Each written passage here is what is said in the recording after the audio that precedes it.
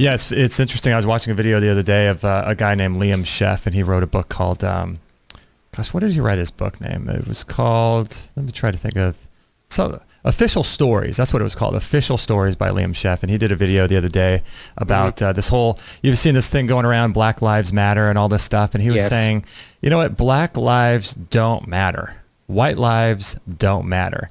And what he was saying, his point was, you and I to the government are just simply revenue slaves.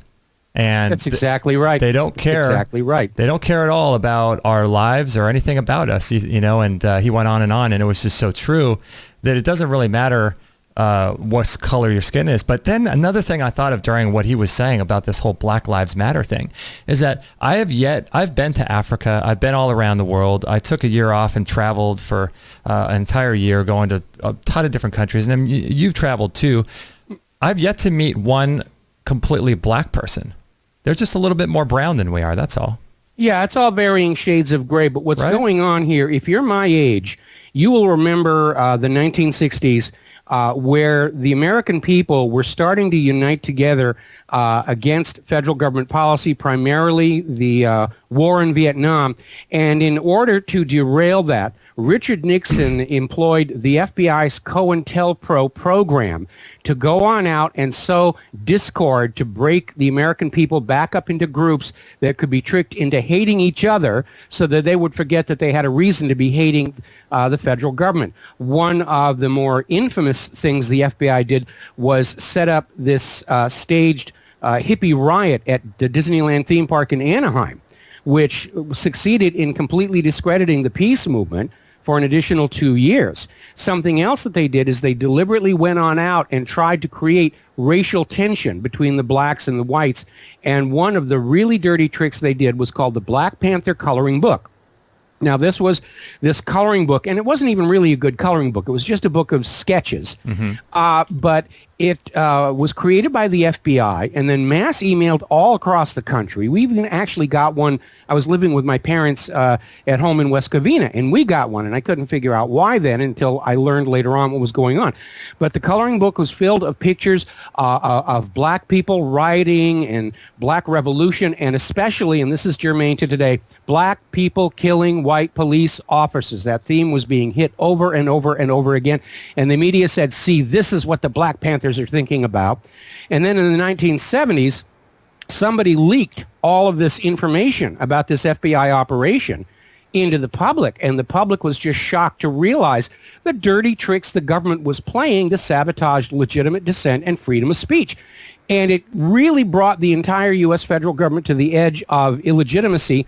Congress was forced to act and pass a bunch of laws saying, no, the FBI can't do this sort of thing anymore. But those laws were all repealed quietly while Bill Clinton was president.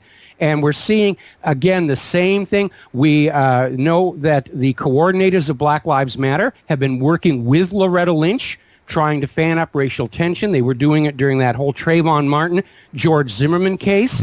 And did you notice the little coincidence of timing where the FBI comes on out and says, yes, Hillary Clinton has committed felony violations of Title 18, but we're not going to prosecute. And then everybody's in an outrage. And then all of a sudden, 24 hours later, the news story is all about police shootings and ambush in Dallas and all the rest of it. It's a classic manipulation of public perception going on here. Yeah. And so my message is, don't be a fool, because these people are being used by the government they think they're protesting against.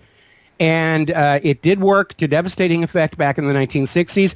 I don't think it's getting quite the traction that it is here, but it's just a way of how the government controls us all by tricking us into hating each other so that we forget we've got very good reasons to be hating that federal government.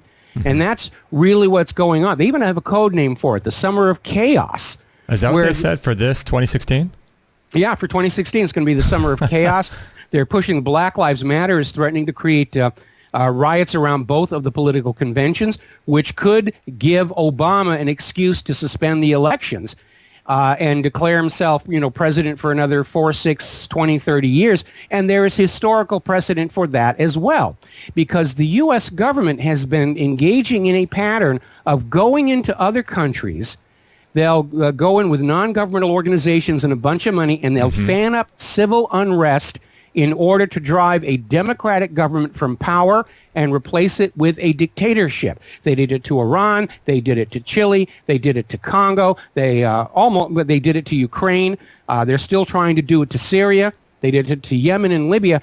And we could see that, the goal of the Summer of Chaos is to get rid of our democratic government completely, in exchange, and trade it in on a ruling junta. And we're seeing all this very alarming talk about getting rid of the Constitution and the Bill of Rights in the corporate media. Time magazine actually came out with an editorial just the other day in which they said what America needs is a new 9/11 to redirect Americans' anger with the government in a more useful direction. I love